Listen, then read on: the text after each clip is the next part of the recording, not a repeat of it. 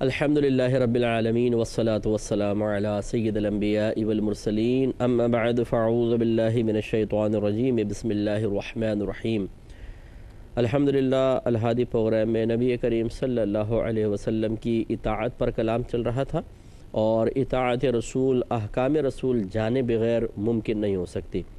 اور پھر جاننا بھی صرف جاننا بھی کافی نہیں ہے، بلکہ جاننے کے بعد اپنا محاسبہ اور پھر اس شرعی حکم کے تقاضے کے مطابق عمل اختیار کرنا بھی ضروری ہے۔ تب کہیں جا کے ایک انسان ایک لقب پاتا ہے، ایک اس میں صفت اس کی طرف متوجہ ہوتا ہے کہ جی یہ مطیع ہے، فرمانبردار ہے، اور مطیع و فرمانبردار شخص کے لیے بڑے انعامات ہیں۔ اللہ تعالیٰ نے قرآن عظیم میں بے شمار مقامات پر ان انعامات کا تذکرہ فرمایا، جیسے ایک مقام پہ فرمایا کہ وَمَن يُطِعِ اللَّهَ وَالرَّسُولَ فَأُولَئِكَ مَعَ الَّذِينَ أَنْعَمَ اللَّهُ عَلَيْهِمْ مِنَ النَّبِيِّينَ وَالصِّدِّيقِينَ وَالشُّهَدَاءِ وَالصَّالِحِينَ وَحَسُنَ أُولَئِكَ رَفِيقًا، یعنی جو اللہ تبارک و تعالیٰ اور اس کے رسول کریم صلی اللہ علیہ وسلم کی اطاعت کرے، ان لوگوں کو ان کے ساتھ رکھا جائے گا، یا وہ ان کے ساتھ ہوں گے جن پر اللہ تبارک و تعالیٰ کا انعام نازل ہوا۔ اور انعام یافتہ بندے کون ہیں، پھر تفصیل بیان فرمائی، یعنی انبیاء علیہ السلام، صدیقین یعنی اجلہ صحابہ، بڑے بڑے جو صحابہ ہیں، والشہداء والصالحین،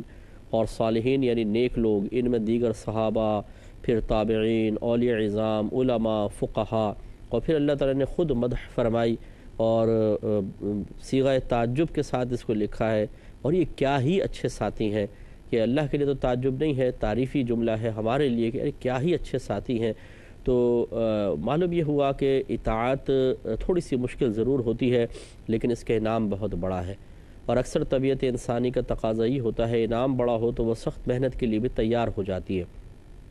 جیسے اگر کوئی آپ سے کہے کہ روزانہ 5,000 روپے کمانا چاہتے ہو، تو آپ کے کان کھڑے ہو جائیں گے، ایک دم دماغ کی ساری بتیاں روشن ہو جائیں گی، اور اگر وہ کام کر بھی رہوں گے تو چھوڑ کے رکھ لیں گے کہ اچھا بھی بتاؤ کیا ہے، پورے مکمل متوجہ ہو جائیں گے۔ تو 5,000 کا ذکر، اگر یو کے والے ہیں تو 5,000 پاؤنڈ، امریکہ والے ہیں 5,000 ڈالر، پاکستان والے 5,000 روپے، تو بڑی اٹریکشن ہے اس میں، وہ بھی ڈیلی۔ تو ہم کہیں گے بھئی کیسے، جلدی بتاؤ۔ اب اگر وہ کام بتائے جس میں تھوڑی سی ہمیں مشقت محسوس ہو، لیکن ہم غور کریں تو ہم اس کام کو کر سکتے ہوں، تو پھر اندر سے نفس یہ نہیں کہے گا کہ یار اتنی مشقت، اتنی تکلیف چھوڑ بھائی کون کرے، نہیں، ہم کہیں گے، بلکہ نفس ہمیں کہے گا یار 5,000 روپے روز کوئی مسئلہ نہیں ہے، کرو، تو ہم فوراً اس کی طرف مائل ہو جائیں گے۔ اس کا مطلب یہ ہوا کہ سستی ہماری اپنی ہے، نفس کو ہم خود جوان کرتے ہیں، اسے ہم نے خود کھلا پلا کے شیر بنایا ہوا ہے،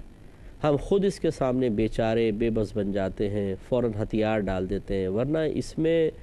اطاعت کی بڑی صلاحیتیں ہیں، یہ بڑا فرما بردار بن سکتا ہے، یہ ایک بالکل سعادت مند گھوڑے کی طرح آپ کے ساتھ چلے گا، جس کو آپ جس طرف چاہے گھسیٹنا چاہیں یا آپ کے پیچھے پیچھے چلے، لیکن ہم خود اس کو شیر بناتے ہیں۔ تو آج اگر مادی فائدے سامنے آ جائیں، یہی نفس ہوگا اور آپ ہوں گے، اور وہ سب کہنے مان رہا ہوگا،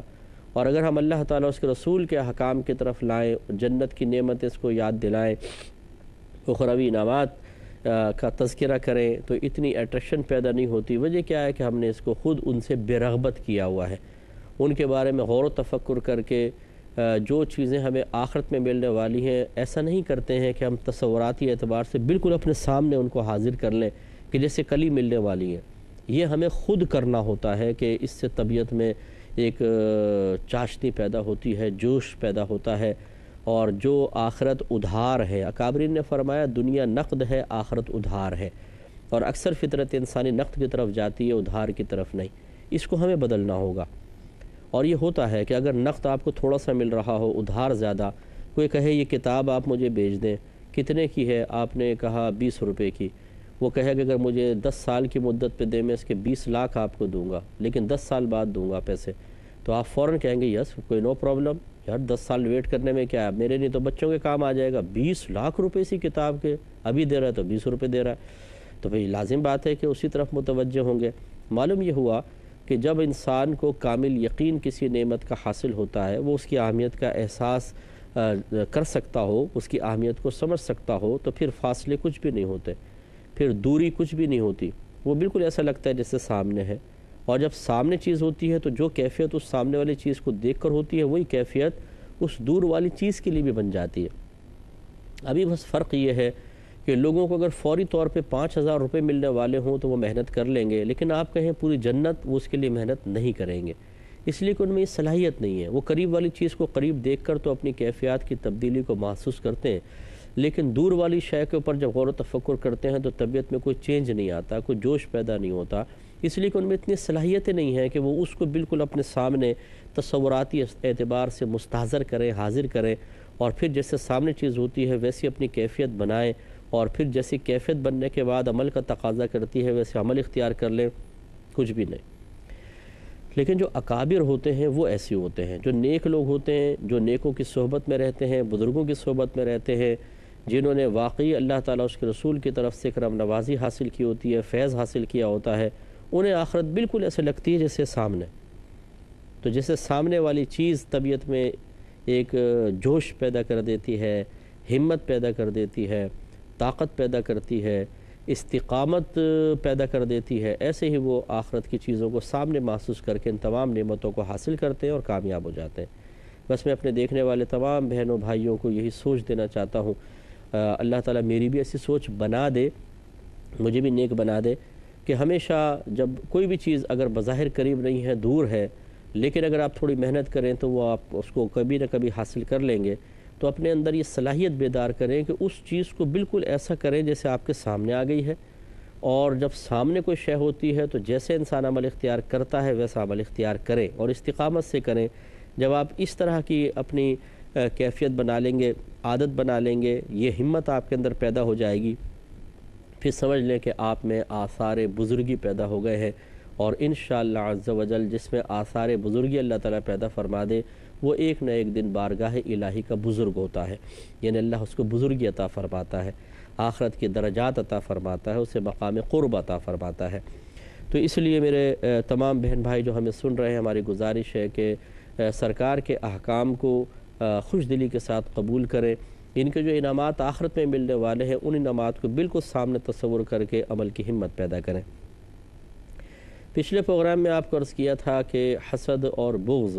یہ بڑوں میں تو ہوتا ہی ہوتا ہے، لیکن بچوں میں بھی ہوتا ہے، اگرچہ بچے اس کیفیت کو محسوس نہیں کر رہے ہوتے، ان میں اتنا شعور نہیں ہوتا کہ اس کو پہچان پائے، اور وہ اس طبعی تقاضے کو فوری طور پہ پورا کرتے ہیں کہ کسی کو مارنا، پیٹنا، اس سے چیز چھین لینا یا اس کی چیز توڑ دینا۔ آپ یہ دیکھیں کہ بچے آپس میں کرتے رہتے ہیں، لیکن یہ مادہ حسد اور مادہ بغض ان سے کام کروا رہا ہوتا ہے۔ اب یہ بڑوں کا کام ہے کہ وہ بڑے اپنے بچوں پر گہری نظر رکھیں اور انہیں ان عادات سے دور رکھیں۔ اگر وہ دیکھتے ہیں کہ ہمارا آپ کا بچہ، اگر آپ نے محسوس کیا کہ وہ کسی اور بچے کو دیکھ کر اس سے وہ چیز چھیننا چاہتا ہے کہ اس کے پاس نہ رہے میرے پاس، ایک ہوتا ہے کہ وہ یہ کہے بچہ جیسے اس کو کھلونا نا ایسا مجھے بھی دلا دیں، اس کو تو ہم شرعی اصطلاح میں رشک سے تعبیر کرتے ہیں کہ جیسی نعمت کسی مسلمان بھائی کے پاس ہو اس کے زوال کی تمنا کیے بغیر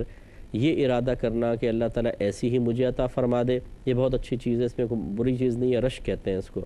تو بعض بچے تو رشک میں مبتلا ہوتے ہیں، وہ دوسروں کی نعمتیں دیکھ کر کبھی بھی ان کے لیے برا نہیں سوچتے، برا نہیں چاہتے، برا عمل نہیں کرتے، بلکہ اپنے والدین سے اپنی ننھی خواہشات کا تقاضا کرتے ہیں، خواہشات کو پیش کر دیتے ہیں، اس کے مطابق تقاضا کرتے ہیں کہ ایسا ہمارے پاس کیوں نہیں ہے، ایسا ہمیں بھی دلا دیں، ایسا مجھے بھی چاہیے۔ یہ کوئی بری چیز نہیں ہوتی، یہ تو ایک بچہ کیا بڑے کی بھی ہو سکتی ہے، اور شریعت بھی اس کو ناپسند نہیں کرتی ہے، لیکن یہ نہیں ہے کہ اس میں کہیں بیٹا ہم کہاں دلا سکتے ہیں، بیٹا دیکھیں نا اللہ نے تو ہمیں کچھ دیا ہی نہیں، بیٹا بس صبر کرو۔ اس طرح کی باتیں کر کے بچے کو معاذ اللہ ثم معاذ اللہ کی طرف سے بدظن کرنا یہ قطعاً غیر مناسب ہے، بلکہ فوراً یہ کہیں کہ بیٹا اللہ تعالیٰ کسی کو کچھ دیتا ہے، کسی کو کچھ دیتا ہے، دیکھو نا آپ کو آنکھیں دی، بہت سو کو اندھا بنا دیا، آپ کو ہاتھ دیے، بہت سو کو ہاتھ نہیں دیے، آپ کو پیر دیے، اللہ نے بہت سو کو پیر نہیں دیے، ہمارے پاس دیکھو اپنا گھر ہے، بعض دیکھو جھگیوں میں رہتے ہیں، ہمارے پاس اپنی گاڑی ہے یا اسکوٹر ہے بالفرض، تو دیکھو بہت سارے اسٹاپ پہ کھڑے ہوتے ہیں، بسوں کے انتظار میں ان بیچاروں کے پاس سواری نہیں ہے، تو فوراً بچے کو احساس برتری ہوگا اور وہ کہے گا کہ ہاں واقعی اللہ تعالیٰ نے ہمیں دیا ہے بہت، ہم سے بھی کم ہے۔ لیکن اگر ہم اس طرح ہی حسرت کے ساتھ ہی خواتین میں بڑی مصیبت، ہاں بیٹا کیا کریں، رونا شروع کر دیں گے فوراً، ارے خدا کا خوف کریں، تو جو پھر اندر ہوتا ہے وہ پھر بچوں کے اندر منتقل کر دیتے ہیں، بچے بھی حسرت کے ساتھ، اور ان کی حسرت بڑھتی ہے اور احساس محرومی بڑھتا ہے، وہ اپنے ماں کی آنکھوں سے بہتے ہوئے آنسوؤں کو دیکھ کر اور زیادہ تکلیف محسوس کرتے ہیں، اور پھر شیطان اپنا کام کرتا ہے، وہ کہتا ہے کہ بھائی یہ نعمت اگر ہمیں حاصل نہیں ہو رہی دوسرے طریقے سے حاصل کرو، ماں کے کم از کم آنسو خشک ہوں، ماں کے چہرے پہ مسکراہٹ آئے، ہماری یہ تنگ دستیاں ختم ہوں، تو پھر وہ جرائم کا راستہ اختیار کر لیتے ہیں۔ تو یہ ماں باپ پر ہوتا ہے وہ کیسے اپنے بچے کو سنبھالتے ہیں۔ دوسری چیز کہ پھر اگر آپ نے یہ محسوس کر رہے ہیں کہ بچہ خاندان کے دیگر بچوں کی چیزوں کو چھین لیتا ہے ان سے کہ میرے پاس ہو اس کے پاس نہ ہو، یہ بھی آپ نے دیکھا ہوگا، بعض بچے کہتے ہیں نہیں اس کے پاس نہیں میرے پاس ہونی چاہیے، وہ خود اس سے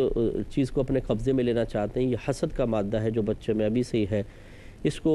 ختم ہونا چاہیے۔ پیار محبت سے بچوں کو اسی طرح اگر آپ کو اللہ تعالیٰ نے توفیق دی ہے تو ویسی ہی چیز اس کو لا کر دیں یا اس سے اچھی چیز لا کر دے دیں تاکہ دوسروں کی طرف سے توجہ اس کی ہٹے، اور بالفرض اگر اس طرح نہیں کر سکتے ہیں آپ تو کم از کم اپنے بچے کو وہاں سے ہٹائیں، اس کی طرف سے دیگر چیزوں سے اس کو بہلائیں، اور پیار محبت سے اس کو اسی طریقے سے جن چیزوں میں اللہ تعالیٰ نے آپ کو برتری دی ہے ان چیزوں کا احساس دلائیں تاکہ وہ اس طرح خراب حرکتوں سے محفوظ رہے۔ اور اگر آپ تھوڑا سزا دے کر یہ سمجھتے ہیں کہ میں تھوڑا سا اس کو ڈانٹوں گا یا ہلکا پھلکا اس کی مار لگاؤں گا تو یہ ان چیزوں سے باز آ جائے گا، تو اس سے بھی گریز نہ کریں، کیونکہ ہم نے دیکھا ہے کہ جب یہ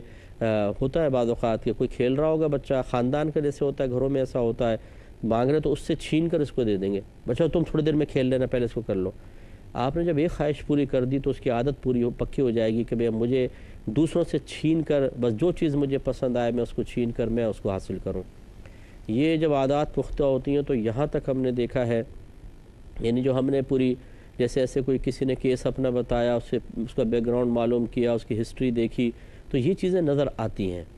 کہ پھر ایسا ہوتا ہے خاندان میں مثال کے طور پہ ایک نے دوسرے کو رشتہ بھیجا، اب یہ ہمیشہ ان کی عادت ہے حضرت کی کہ دوسرے کی چیز پسند آتی ہے، اپنی چیز پسند نہیں آتی، نہیں اس لڑکی سے میں شادی کروں گا، فلاں نہیں کرے گا، اب اس میں جھگڑا شروع کر دیا۔ اب جب وہ چیز یا تو حاصل ہو جائے گی تو دوسرا بیچارہ دل توڑ کے چلا جائے، ان کو ملنی چاہیے ہر چیز،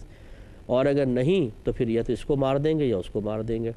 اس میں وہ والدین انتہائی قصوروار ہیں جو شروع سے ہی اپنے بچوں کی باطنی تربیت کا اہتمام نہیں کرتے، اور پھر جب بچے بگڑ جاتے ہیں تو بڑے بھولے انداز میں کہتے ہیں کہ جی کوئی وظیفہ بتائیں کہ ہمارے بچہ صحیح ہو جائے، یعنی خود محنت نہ کریں، خود غور و تفکر نہ کریں، خود مشقت نہ اٹھائیں، خود اپنی ذمہ داریاں پوری نہ کریں، تربیت کے سلسلے میں جو اللہ نے فرض قرار دیا اس کو جاننے کی کوشش نہ کریں، وظیفے دے دیں ان کو، سب بس بیٹھ کے 2-4 وظیفے پڑھیں اور بچہ تڑپ کے قدموں میں گر جائے کہ اماں حکم فرمائے کیا کرنا ہے، کیا حکم ہے میرے آقا، جن کی طرح جیسے اطاعت کرے ویسا ہو جائے۔ تو خیال کرنا چاہیے کہ ہماری شریعت نے مکمل تعلیم فراہم کی ہے، کون اس کو حاصل کس کے لیے فراہم کی تھی؟ کافروں کے لیے، وہ تو کافر ہے، ہمارے لیے کی ہے مسلمانوں کے لیے، اور ہمارے پاس فرصت ہی نہیں ہے، تو اس کا مطلب وہ ساری تعلیم شرع بوریوں میں بند کر کے رکھ دی جائے۔ خود سوچیں ہم کیا کر رہے ہیں۔ تو میں تو اکثر کوئی اس طرح مجھے کہتا ہے تو میں اس کو اچھی طریقے سے اس سے گفتگو کرتا ہوں اور احساس دلانے کی کوشش کرتا ہوں، اگرچہ جب بھی گرفت کرنے کی کوشش کی جائے تو بڑا ہی مطلب سامنے سے عجیب و غریب رد عمل آتا ہے، جی ہم نے تو وظیفہ پوچھا تھا آپ نے اتنا لمبا سمجھا دیا، انہیں سمجھاؤ نہیں، ان کی گرفت نہ کرو، جرم کی نشاندہی نہ کرو، کوتاہی نہ بتاؤ، کیونکہ اس سے تکلیف ہوتی ہے، پریشانی ہوتی ہے۔ اچھا بھائی، تو جو آپ کی کوتاہی کی وجہ سے آپ کا بچہ بے راہ روی کی طرف جا کر مسلسل اذیت اور تکلیف برداشت کر رہا ہے، اس کا ذمہ دار کون ہے؟ ہمارے تو سمجھانے سے آپ کو تکلیف ہو گئی، تو آپ نے جو اپنے بچے کو غلط راستے پہ لگایا ہے اپنی نا تجربہ کاری اور اپنی ذمہ داریوں کو پورا نہ کرنے کی بنا پر، اس کا ذمہ دار کون ہوگا؟ اور اگر آپ یہ سمجھتے ہیں کہ بڑے بھولے بھالے بن رہے ہیں آپ کے، آپ کو کچھ بھی نہیں کیا جائے گا، تو پھر انتظار کریں میدان محشر کا۔ اللہ تعالیٰ فرماتا ہے یا ایھا الذین آمنوا قوا انفسکم واہلیکم نارا وقودھا الناس والحجارہ، اے ایمان والو اپنے آپ کو اور اپنے گھر والوں کو جہنم کی اس آگ سے بچاؤ جس کا ایندھن آدمی اور پتھر ہے۔ تو یاد رکھیں کہ آپ کی ذمہ داری تھی کہ آپ بچوں کی ظاہری باطنی تربیت کریں، نہیں کی تو پھر آخرت میں جواب دہ تو ہونا پڑے گا۔ اسی طریقے سے اگر بچے کے اندر آپ کینہ بغض دیکھیں کہ وہ خواہ چیزیں توڑ دیتا ہے دوسرے کی، کسی کو بھی خوش دیکھتا ہے تو اس کے دل میں جلن سی آنے لگ جاتی ہے، یہ ہمارے بچوں میں بعض اوقات ہوتا ہے، تو اس کو ختم کرنا چاہیے اور اس کو پیار سے محبت سے سمجھائیں وہ اگر کسی کی چیز توڑتا ہے اس کو سزا دیں اس کے اوپر، لیکن ایک حد میں رہ کر، اور اس کو اس کی برائی کے اور قباحت کا احساس دلائیں، اس کو معمولی سمجھ کے نہ چھوڑیں۔ خصوصاً میں کہتا ہوں اپنی بچیوں کی تربیت پہ زیادہ توجہ کریں۔ کل اس نے ماں بننا ہے، کل پورا گھر، سمجھ لیں گھر کی ایک عورت ملکہ ہوتی ہے یا مالکہ کہہ لیں آپ، شوہر تو باہر چلا گیا، مرد باہر چلے گئے، اب گھر کا نظام عورتوں کے ہاتھ میں ہوتا ہے زیادہ تر۔ بعض مرد بڑے سخت ہوتے ہیں یا مردوں کا حکم چلتا ہے، لیکن پھر بھی عورت گھر کے اندر ہوتی ہے، اگر یہ بگڑی ہوئی ہو پورا نظام بگڑے گا، اور عورت اچھی ہو تو پورا گھر کا نظام بہتر رہتا ہے۔ اب ہماری بچیاں ہیں جب ایسی ہوں کہ وہ شروع سے اس طرح کے حسد اور بغض میں مبتلا ہوں، اور والدین توجہ نہ کریں، بلکہ ان کے بغض اور حسد کے معاملے میں ان کے ساتھ تعاون کریں، ہاں میں ہاں ملائیں، حوصلہ افزائی کریں، انہیں رائٹ کہیں، اور جو ان کو سمجھائیں ان کو رونگ کہیں، غلط کہیں، اور ایسے موقع پر ان کی پشت پناہی کریں، نہیں بھی ہماری بچی صحیح کہہ رہی ہے، بس صحیح کر رہی ہے جو کر رہی ہے، تو پھر یہ بچیاں طوفان بن جاتی ہیں، اور پھر جب شادی کے بعد دوسرے گھر میں پہنچتی ہیں تو کوئی دن ایسا نہیں ہوتا جس میں ان کی طرف سے کوئی فتنہ فساد نہ ہو۔ اس کا سبب زیادہ تر ایسی ہی بچیاں بنتی ہیں جو غیر تربیت یافتہ ہوتی ہیں دینی معاملے میں، لیکن اس قسم کے معاملے میں والدہ کی طرف سے مکمل تربیت یافتہ ہوتی ہیں، تو پھر وہ معاملات گھر کے بگڑتے ہیں، اس لیے ان پہ توجہ کرنی چاہیے۔ انشاءاللہ نیکسٹ پروگرام میں مزید کلام ہوگا۔ وآخر دعوانا ان الحمدللہ رب العالمین۔